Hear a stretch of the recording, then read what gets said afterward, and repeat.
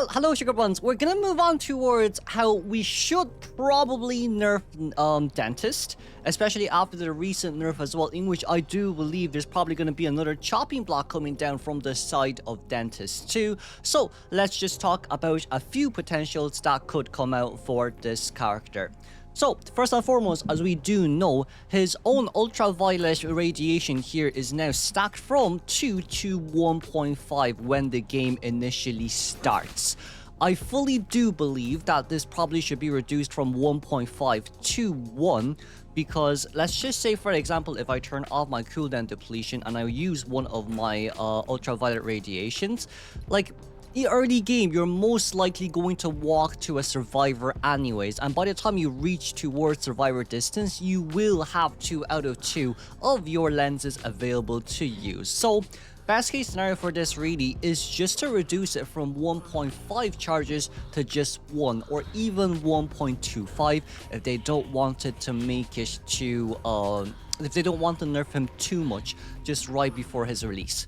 Now, the next part of this also is the fact that Dark Mire, in which it is his cooldown ability, there's actually no cooldown for Dark Mire early game, so I feel like it's a bit weird having Dark Mire no cooldown, which is your teleportation ability, but Bloody Queen has a 6-second or 8-second cooldown right before she can use her initial first mirror. I guess that is one thing that does confuse me just a little bit as well, and it does seem very reasonable, especially, ladies and gentlemen, with the fact that you can start this game.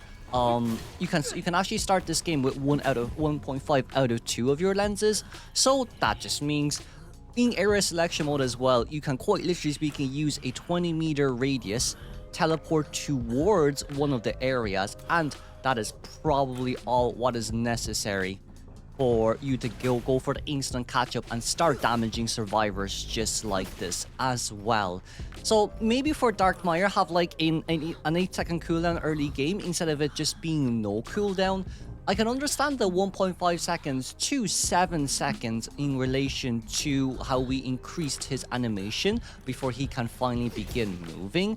But it doesn't really counter the fact that his early game is, genuinely speaking, just way too strong to deal with, especially from the survivor faction too. Now, in our video as well, when we looked through the nerf, we talked about ultraviolet radiation being from 12-second duration now to 10-second duration. Now, I do like the fact that when you attack with ultraviolet radiation, your basic hits are in one direction and you can't actually pan your camera movements left to right. Realistically speaking, even if you can do that, any good dentist probably can land at least 2 to 3 chips right before this ultraviolet radiation is over, which is the scary part of it as well. And of course, for survivors, when you can teleport immediately to their faces and then start damaging them, I don't think this is really intuitive from survivors' point of view to, you know, counter Dentist. Many will say there's items to counter Dentist, in which I don't disagree, but like, let's just say for distance pulling characters, especially Patient, right after him pulling his hook, you can quite literally just catch up just like that, especially when your Dark Mire, when your teleportation ability does not really have any cooldown in that regards too. So for me personally speaking, right, if we do want to allow survivors to have a bit more of playtime and for them to contain, realistically speaking, this can still remain as 10 seconds, but each time you hit the survivor, it should reduce the duration by 2 seconds. So, like, give or take, best case scenario for hunters is that they can probably get like 3 hits, because if you get 3 hits, that's 6-second reduction, and you have like 4 seconds to do random, you know, relocations that you wish to do. But honestly speaking, best case scenario is really just, okay, let us allow this cooldown, no, or not even cooldown, let us allow this ability duration to be reduced every 2 seconds for each hit. Because, like, let's not forget, you also have this early game, which is his phototherapy, which allows his lenses to pass through walls. So, like, survivors, I don't even think they can tight contain. Now, of course, I may have dropped this one down a bit badly. So, like, let's give an example, like, I drop it down like this. Like, what is the survivors meant to do in this scenario when you can quite literally bypass walls, which is in one sense, I think a bit unfair too. Right? Especially dependent on which part of, you know, this wall that the survivors are on too. So realistically speaking, you probably should try reduce this by like either 1 second or 2 seconds, depending on what developer really sees fit when it comes to just Dentist's next nerf. But yeah, that is honestly speaking the really hard thing to say about this character overall. Not much really can be said nor done, because I just feel like maybe from the devs point of view they want to make him quite busted. But let's not forget as well, this guy works so well with Peepers. And Peepers reduce your movement speed by 6% as well, and vaulting speed by 15%. So, and like with his Bacterial Symbiosis, additional 5% movement speed boost, and alongside with that 6% movement debuff on survivors with 15% vaulting debuff on survivors. I just think with a character like this who has movement, who has chip, who can go past walls, it's a bit too much to ask for survivors to try and contain them. I have seen videos where it was all about distance pulling up against Dentists and counter rotations, but not all survivors can do that. Maybe in co-op survivors can do that because it's all about meta play, but I don't think in rank that is that much of a huge possibility as well, especially when this guy has 2 hitboxes, so you can't even body block from a survivor's point of view. Which to me, you know, not too sure what the devs are thinking here, but it is what it is. Another really strong thing about Dentist is that if survivors are running in open areas, we can quite literally speaking just deploy the wall right in front of them, and then you can deal damage towards survivors, and if not and they're close towards the wall, you can deal damage like this towards them as well. As you can see, the distance is actually humongous. Like, not only that as well, like if we reset that real quick and I just put my wall down, so you see how far this wall is, and then when we enable our lenses, I think this activates. Okay, no, this doesn't activate from this range, but like as we pull it closely together here, you can see how close, like the range seems very close. Your basic hit doesn't even go that far, but for some odd reason that spike itself is so long. Like, I can understand from one point of view you're saying, okay, it's probably just in the sense of aesthetics. But for some odd reason, the chip lens being like that is just so suitable for walls too. So maybe I feel like we should reduce the height of this by a bit, or even just when it comes in from the side or from a wall.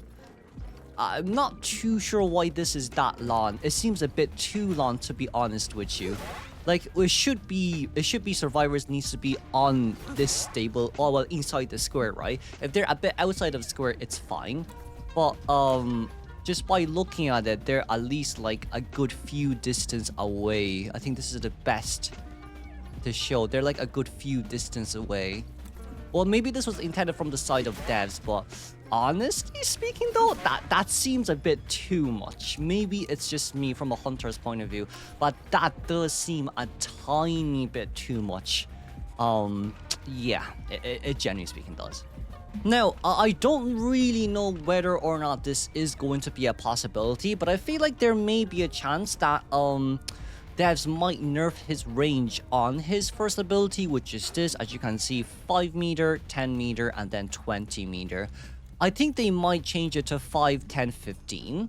And then maybe increase the charge attack difficulty, because as you can see here with the charge attack difficulty, I think the charge attack difficulty is actually okay.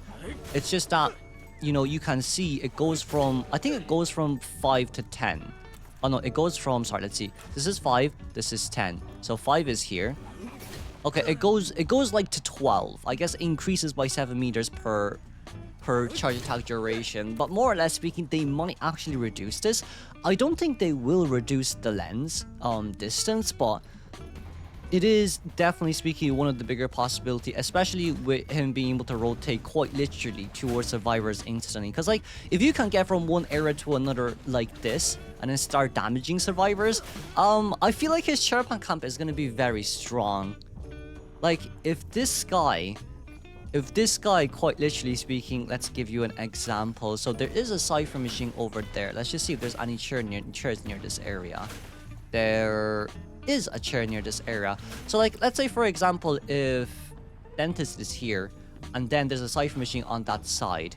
I'm quite sure if you do the right angle, you can slow down the Cypher Machine decoding progress and also damage survivors on the other side just like this to prevent them from decoding.